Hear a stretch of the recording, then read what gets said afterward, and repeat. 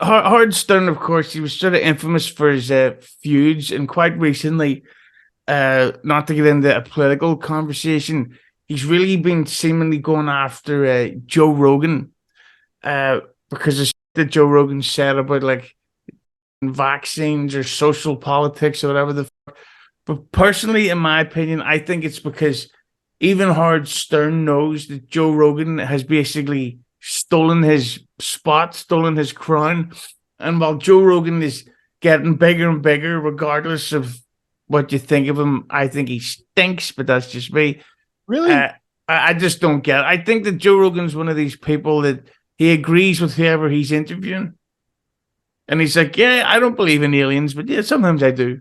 But with so talk to me about the Howard Stern and Joe Rogan thing, because I think one of the things that's happened with Stern is that he left it really late to get into the should we say like the social media game. Like it's only up until the last 2 years that the Howard Stern YouTube channel has really started to focus on that shit, because for a long time they put out nothing.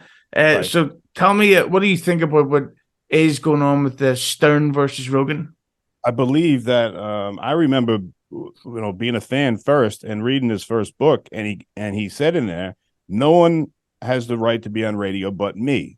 And he even went into it saying that he is very, very, I guess the word would be jealous of people that are more famous than him.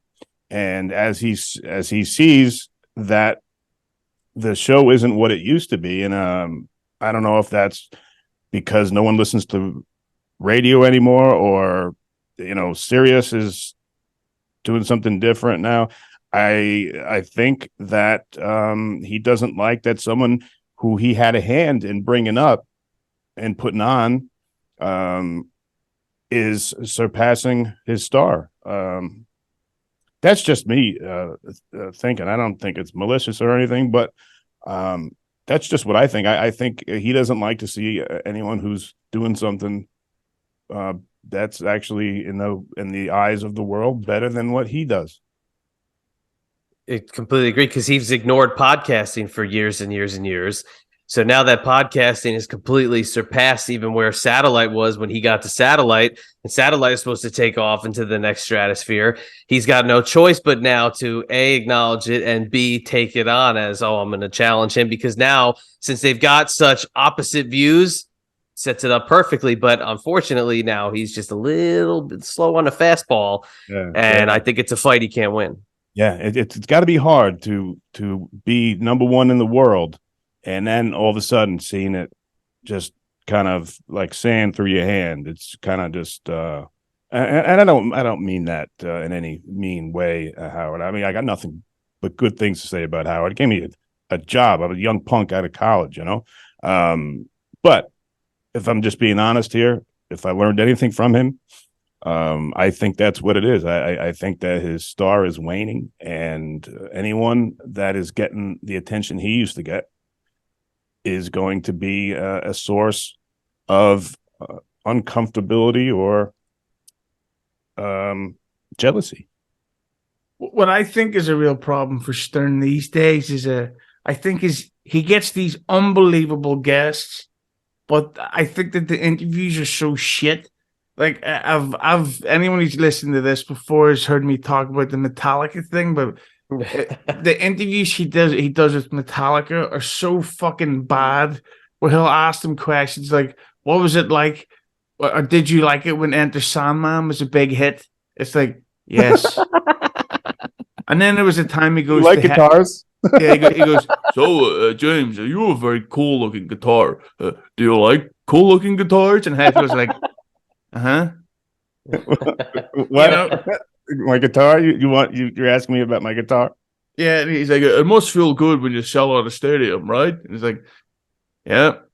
And he has this stupid thing, and Joe Rogan has this stupid fucking personality trait where they want to be so insightful and have like an intellectual conversation about everything.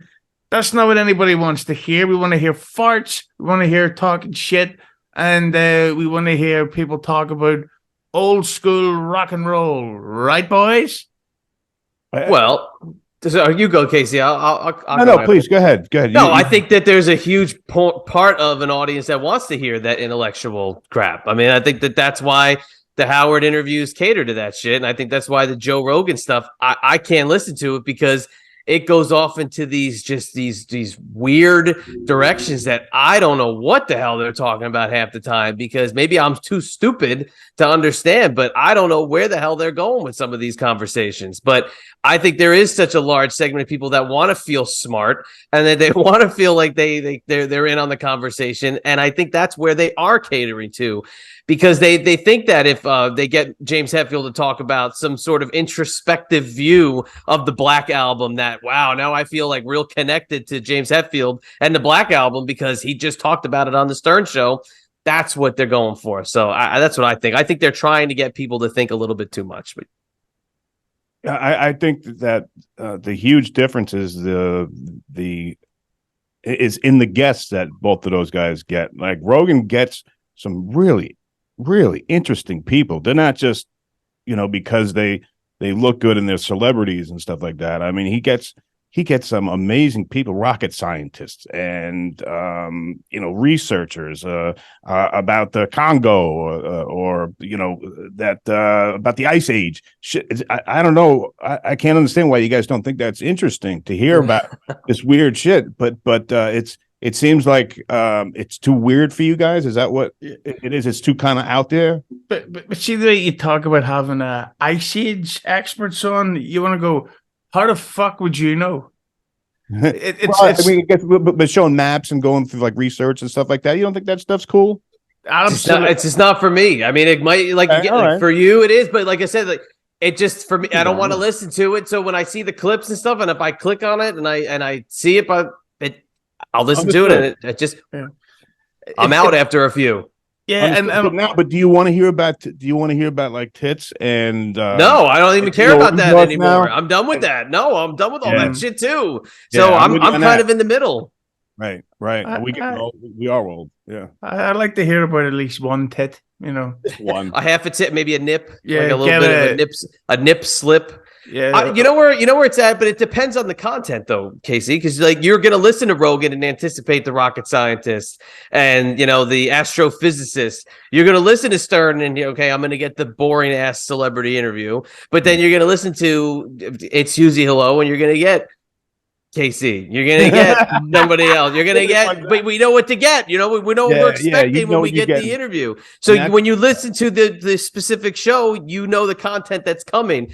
I think there's still that little bit inside of us to say when we listen to Stern, we're gonna get that little bit of the old show we think of, but it's kind of in the recent years turned a little bit more the other side than what we remember. If you know where I'm going with that. I do, and I know a lot of people that don't listen because they say it's a different show now for different people, and that's okay. That's fine. I mean, it might not be for everyone. We find our own niches, But with the Joe Rogan, he's got that thing where it always used to really annoy me that I used to love hearing him talk about MMA, but then I started realizing he just calls everybody the greatest of all time. And like you can't have 15 the greatest of all times. You have one greatest of all time, and the greatest MMA fighter of all time is obviously CM Punk. Who